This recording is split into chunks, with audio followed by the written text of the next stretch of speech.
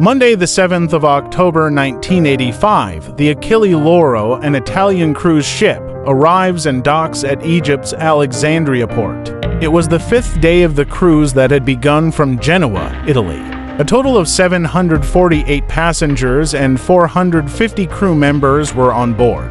At the port, 651 passengers disembarked from the ship and boarded buses. They had planned several days of sightseeing, including a visit to the pyramids. After their departure, the ship's captain exited Alexandria port with the remaining 97 passengers and turned the ship's direction to 125 kilometers west toward Port Said in Egypt. After 14 hours, the touring passengers were scheduled to rejoin the ship. Up to this point, everything was going according to plan, but then things began to go wrong. At exactly 10:30 p.m., the tourists returning from Cairo arrived at Port Said, hoping to reunite with their companions, but there was no sign of the Achille Lauro. At first, they were told that the ship had been delayed due to traffic in the Suez Canal. But after waiting for 3 hours with no sign of the ship, the truth was revealed. The Achille Lauro had been hijacked. Welcome once again to this shocking story on Discover TV. Among the remaining 97 passengers were some high-risk individuals. They had possibly hidden their weapons in a fuel tank and then retrieved them. The smell of fuel was strong in their rooms. Immediately after the ship left Alexandria, they stayed in their rooms and used a hairdryer to dry their weapons. A waiter entered their room to serve fruit. The door had been mistakenly left open. The hijackers may not have planned to seize the ship near Alexandria, but now that they had been exposed, they went straight to the dining hall and began taking passengers hostage. Who were these hijackers, and what was their goal? No one knew at the time. When a hostess asked who they were, one of them replied that they were Norwegian nationals. Before they could reach the radio room, the operator managed to broadcast an SOS message stating that the Achille Lauro had been hijacked. This SOS was received by a radio station in Sweden. The hijackers had no idea about this message. They took over the radio room and shut down the ship's communication system. Through the loudspeaker, they called the captain to the front bridge. When Captain Gerardo arrived, he was greeted with gunfire. One hijacker shouted in Arabic and then in broken English told the captain to sail 500 kilometers toward Port Tartus in Syria. At this point, the captain realized they couldn't be Norwegian nationals. They told him to order the 450 crew members to continue their duties normally, but to stay away from the hostages. With a gun to his head, the captain had no choice but to comply. The Achille Lauro was now heading towards Syria instead of Port Said.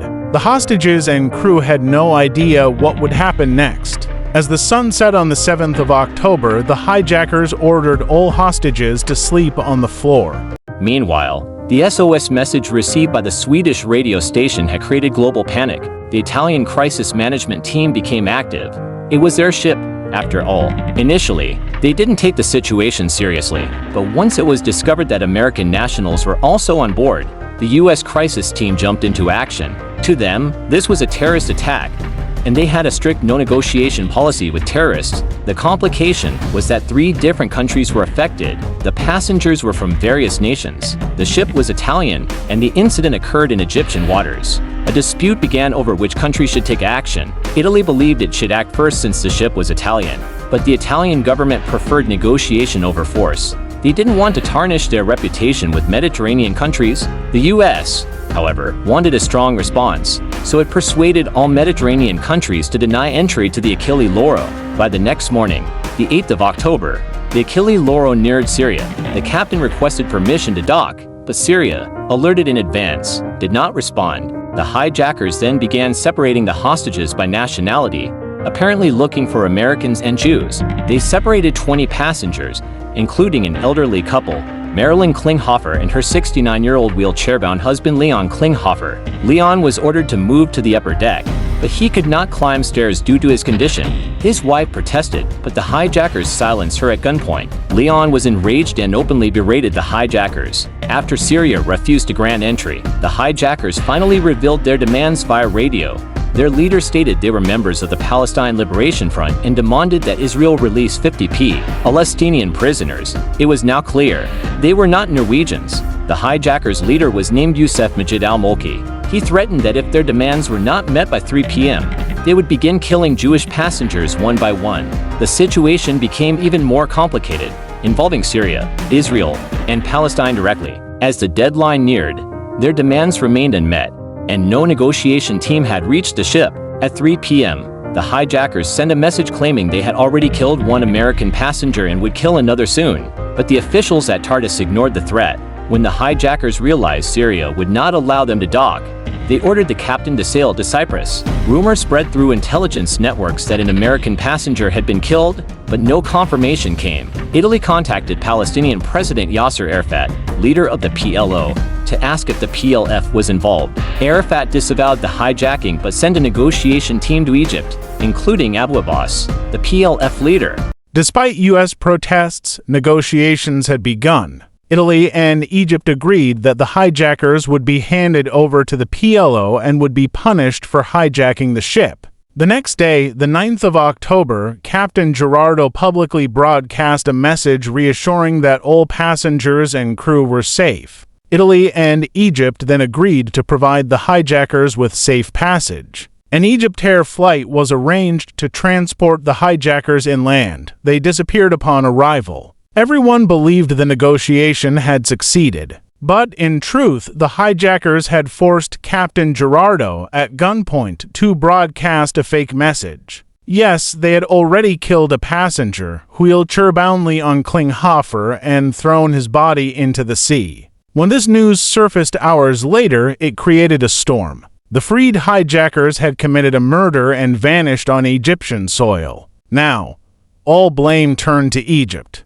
Italy demanded Egypt hand over the hijackers, but Egypt distanced itself. President Hosni Mubarak claimed the hijackers had left Egypt and he didn't know their whereabouts. But U.S. intelligence learned that Egypt was sending the hijackers to Tunisia on a civilian plane. On the 10th of October at 6 p.m., an Egyptair civilian aircraft carrying the 4 hijackers took off. But neither the hijackers, Italy, nor Egypt knew that the U.S. crisis team was planning an air interception. 2 F-1 for fighters, 6 tankers, and 2 radar planes patrolled the Mediterranean. As soon as the hijackers' plane took off, the jets intercepted it. After 90 minutes in the air, the F-14s forced the aircraft to land at Sigonella Air Base in Sicily. Italy was unaware of this operation. They only found out when the plane landed. Since the ship was Italian and the murder occurred on an Italian ship, Italy had the primary right to take custody.